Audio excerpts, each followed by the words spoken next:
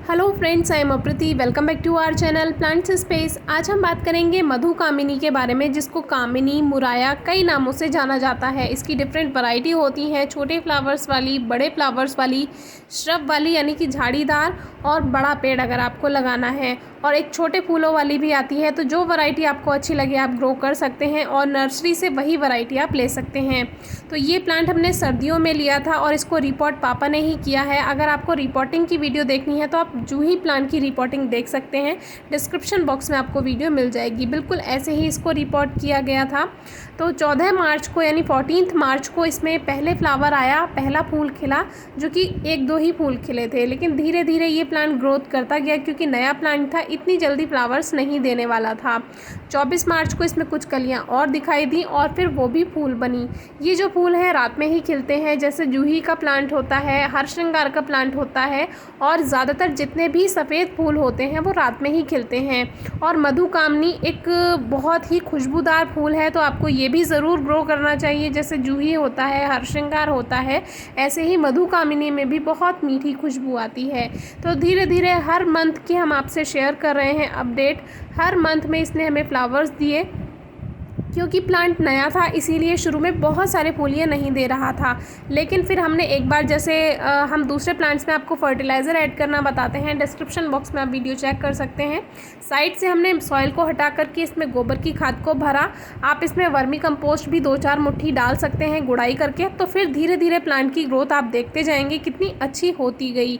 और वैसे भी स्प्रिंग सीजन से प्लांट अच्छी ग्रोथ करना शुरू कर देता है और इसमें फ्लावर्स भी आने लगते हैं। पूरी गर्मियों और पूरे रेनी सीजन ये आपको फ्लावर्स देता है। अगर प्लांट हेल्दी है तो ये सर्दियों में भी आपको फूल दे देता है। बहुत ज़्यादा नहीं देगा लेकिन देगा। तो 5 जुलाई को इसमें बहुत सारी कलियाँ एक साथ आईं, जो कि सबसे ज़्यादा अभी तक की कलियाँ थी। तो जुलाई में बहुत अच्छी ये फ्लावरिंग करने वाला प्लांट है। रेनी सीजन में सबसे ज़्यादा फूल इस पर आते हैं। लेकिन अगर आपका प्लांट मैच्योर है तो ये आपको गर्मियों में भी बहुत अच्छे फ्लावर्स देगा।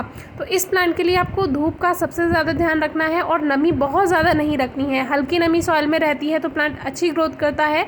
बहुत ज़्यादा अगर सॉगी सॉइल हो जाती है, यानी कि बारिश के मौसम में अगर पानी होल्ड हो जाता है मिट्टी में, तो ये प्लांट अच्छे से ग्रोथ नहीं करेगा और ना ही फ्लावरिंग करेगा।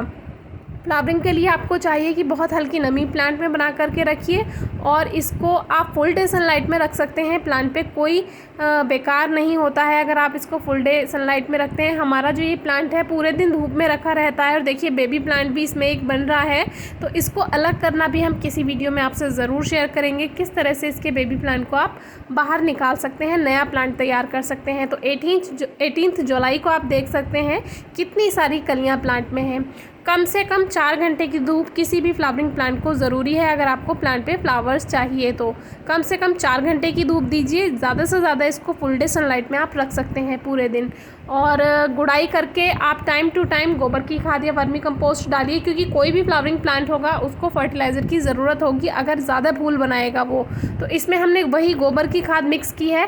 एक बार हमने साइड से सॉइल निकाल करके, जब स्प्रिंग सीज़न ख़त्म हुआ था, यानी कि गर्मियों की शुरुआत होने वाली थी अप्रैल में, तब हमने इसमें भर दिया था गोबर की खाद 2-3 मुट्ठी, और अब गुड़ाई करके एक बार हमने और डाल दिया था, क्योंकि रेनी सीज़न फ्लावरिंग टाइम है। नमी भी आपको बता दी है, फर्टिलाइज़र भी आपको बता दिया है, और सनलाइट भी आपको बता दी है। ये तीनों चीज़ों का अगर आप ध्यान रखेंगे आपको कोई स्पेशल फर्टिलाइज़र देने की ज़रूरत नहीं पड़ेगी। ऑर्गेनिक फर्टिलाइज़र में गोबर की खाद, वर्मी कंपोस्ट, लीफ कंपोस्ट या सरसों की खली अगर आपके पास है तो 1 चम्मच आप 12 इंच के पॉट में डाल सकते हैं उसका पाउडर, या लिक्विड फॉर्म में भी आप दे सकते हैं। और इसको आप कटिंग से भी ग्रो कर सकते हैं। वैसे इस पर सीड्स भी बनते हैं, जो कि जब ये प्लांट हम लेकर आए थे तो इस पर एक सीड आया हुआ था, तो इसको आप सीड से भी ग्रो कर सकते हैं। लेकिन कटिंग से ग्रोथ जल्दी हो जाती है, इजीली हो जाती है, और इस तरह से इसमें बहुत मीठी खुशबू होती है। ढेर सारे ये फूल देता है। सुबह तक आते आते इसके कुछ फूल झड़ भी जाते हैं। इसीलिए अगर आपको वीडियो शूट करनी है या फ़ोटो क्लिक करना है तो आप इसको रात में ही फ़ोटो क्लिक कीजिए, बहुत ही खूबसूरत आते हैं, और रात में खुशबू भी बहुत अच्छी आती है इसमें। तो इस तरह से ये प्लांट है, मधु कामिनी इसका नाम है। आपको नर्सरी में इसकी लीव्स देखकर पहचान हो जाएगी, और अगर आप नहीं पहचान पाते तो आप फ़ोटो शेयर कर सकते हैं हमारे फेसबुक या इंस्टाग्राम पेज पर। हम जल्दी से जल्दी आपको आंसर करने की पूरी कोशिश करेंगे। बाकी अगर इसकी पत्तियां येलो होती हैं तो उसका मतलब है कि पानी ज़्यादा हो रहा है सॉइल में। तो इस बात का आप ध्यान रखिए। जब भी कभी मधु कामिनी का प्लांट आपको येलो होता हुआ दिखाई दे या पत्ती झड़ती हुई दिखाई दे सीज़न में, गर्मियों में या बारिश के मौसम में, तो उसमें आप पानी सबसे पहले कम कीजिए, यानी कि उसकी मिट्टी को थोड़ा सुखाइए, गुड़ाई कर दीजिए, तो पानी उसका कम हो जाता है सॉइल में। वीडियो अच्छी लगी हो तो कमेंट बॉक्स में ज़रूर बताइए, कोई क्वेरी हो तो ज़रूर पूछिए। Thank you.